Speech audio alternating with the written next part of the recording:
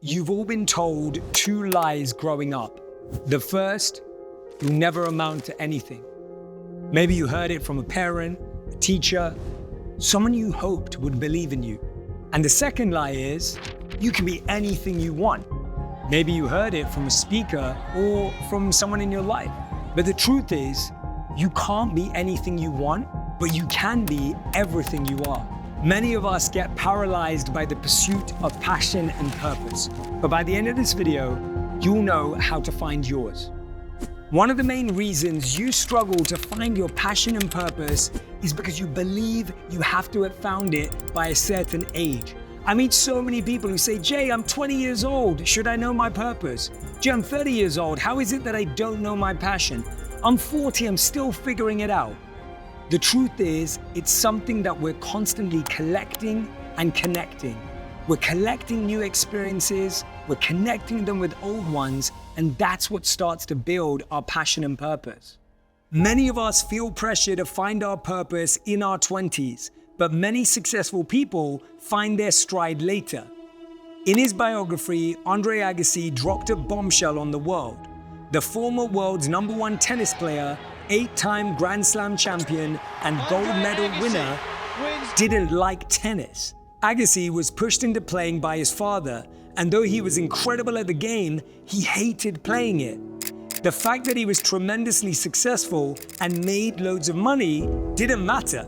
It wasn't his purpose. But Agassi transitioned his on-court success into his true passion. Instead of serving aces, he's now serving others. The Andre Agassi Foundation runs a K-12 college prep school for at-risk youth. We often think that there's one clear path to purpose. We often think that someone must have figured it out. Can I not just use that same formula in my life? And the truth is, there's no one clear way, but there are 4 paths that you can consider. Here's what they are. The first is pain.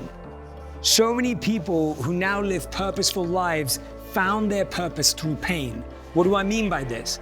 They experienced a pain early on in life, and they so badly wanted no one to ever experience that pain again that they started helping others get through it.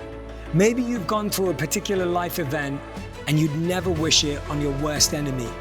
Maybe you experienced something at a young age and you hope no one ever has to go through that. Maybe you overcame a pain.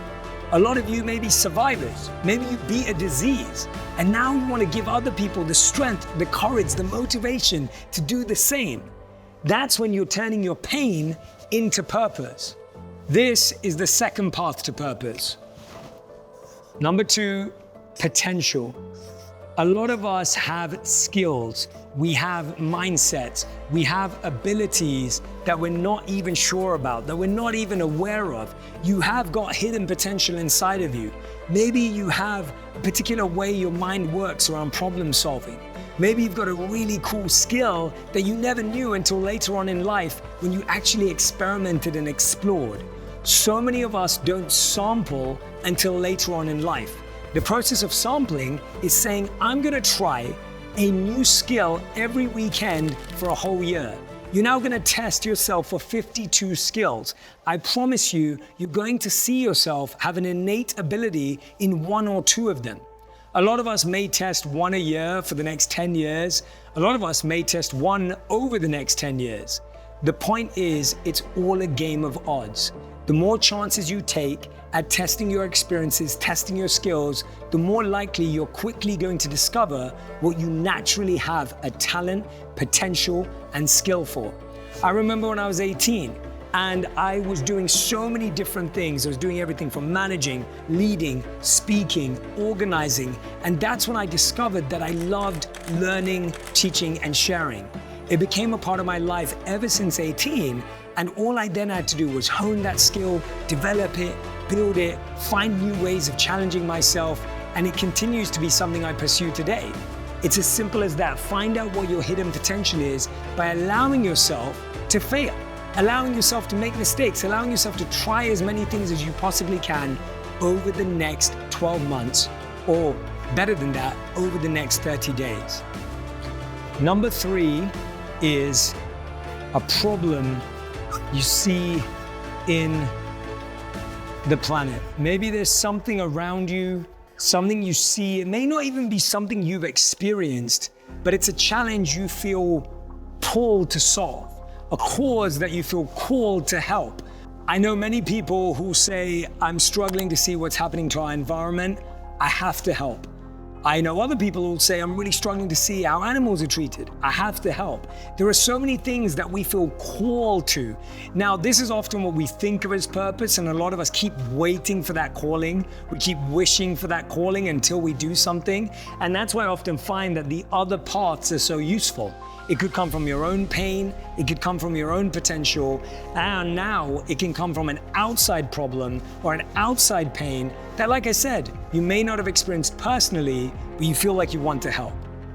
And the fourth path to purpose is platform. As we just discussed in the case of Andre Agassi, he was able to use the platform that he'd built in order to have a positive impact. I meet and speak to so many people who feel like they've wasted the last 10 to 20 years of their life chasing a career, chasing a title, chasing a promotion, and now they feel like it's been worthless. And the truth is, it isn't. Any experience you have, anything that you've achieved up until now can be used. It's a platform that you stand on that can be used to have a positive impact in the world. Don't downplay your experience. Don't downplay the skills. Don't downplay all the work you've done. No matter what age you are, no matter where you are in your life, you can use everything you've built, everything you've learned in order to serve and help other people. Now, one of the biggest questions I get is, Jay, how do I actually discover my potential? How do I actually discover my skill? How do I actually discover my passion in order to help others with it? Sometimes you're just struggling to find that direction. I want to give you an exercise that I want you to do with me right now that will help you discover it in the next few moments. What I want you to do is create 4 lists. The first list is what you have a skill in, but no passion. There may be something that you're pretty good at. Maybe you're naturally good at numbers. Maybe you're a great editor. Maybe you're really good at understanding people's behavior. But maybe it's something you're not passionate about. This is likely what you actually do for work. A lot of our jobs and a lot of our work is based on things that we're actually good at, but we may not actually enjoy. And I want you to make a list of the 3 things that exist in that category. The second list I want you to make is things that you have no skill in, but you do have a passion for. Maybe there's something that you're like, oh, I love photography, but I'm a terrible photographer, right? I absolutely love art, but I know nothing about buying and selling art. What is something that you're curious about, something that you're passionate about, but you don't already have a skill in? This is something that becomes something you can learn and build upon. Now, the third list I want you to make is something that you have no skill and no passion in whatsoever. This is a list of things where you're like, I'm not good at it and I don't like it, I don't enjoy it, I want nothing to do with it. Hopefully this is something in the future that you'll be able to outsource. Sometimes in the beginning, it's something you have to just get on with, just make happen, and you get it. This is not something you want to do forever, but it may be something that you need to learn in the short term. Now, what we want to do with these 3 lists is that we want to use them to populate the purpose box, which is skill and passion. Your purpose is not just something that you're passionate about. It's not just something that you're excited about. It's something that you're actually really good at. I think this is something that's often missed in the conversation around finding passion and finding purpose. We think, oh, as long as I love it and as long as I like it and as long as it's meaningful, then that's a purpose.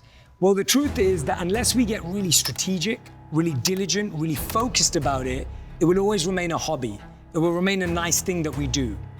There's an incredible quote that I love from Martin Luther King that says that people who love peace need to learn to organize themselves as well as those who love war. This is one of my most important and deep beliefs, that sometimes those of us that love goodness and love positive frequencies can be quite unorganized. We can be kind of wishy-washy and woo-woo, but actually being strategic and focused allows us to build something that has genuine impact. So with your first list, which is skill but no passion, ask yourself, how could you become passionate about that skill? What is something that you could do to make it more meaningful? How could you allow yourself to get excited about it, even if it's something you're not currently excited about? All of a sudden, you're pushing that into the main box that we want to be in. Now I want you to look at the next list. No skill, but passionate about. Again, like I said, it could be photography. Book that photography course. Get a friend who's a wedding photographer or an events photographer to show you around. Go and shadow someone for the day. Who's someone in your life that could help you learn that skill, introduce you to a new trade? All of a sudden, you're now pushing that skill into this box as well. You're moving into the purpose space. And finally, look at this list. Something you have no skill and no passion for, but maybe you need it right now. Maybe you just started your own business. Maybe you got a little side hustle going on. How are you going to do the things you may not even enjoy or love or be good at in order to help you push in that direction? These 3 lists are a great place to start when trying to discover your hidden potential. I think one of our biggest challenges around our conversations of purpose and passion is that they're all about what we do and not how we think about what we do. They're about what we're doing rather than who we're being. They're about how we act rather than how we think and feel about how we choose to act. I want to share a case study with you to explain that. Amy Wrzniewski and her team at the Yale School of Management went out in search for what they believed was the most difficult job in the world. Now, the most difficult job in the world that they found in around 2019 was to be a hospital cleaner. They believed that was the most difficult job. The job included cleaning floors, toilets, plates, bathrooms, bed sheets, everything else. They had to clean up after people used those things and clean up after people even passed away. It was an extremely difficult job. So they went and interviewed these cleaners. Now, these cleaners, in their own words, described themselves as low-skilled labor. They said we clean floors, toilets, plates, etc., etc. They then continued to interview these cleaners, and they found a whole new group of cleaners who described themselves as healers and as carers. These healers worked the same hours as the cleaners, they worked in the same hospitals as the cleaners, they had the same shifts, the same pay, the same bosses.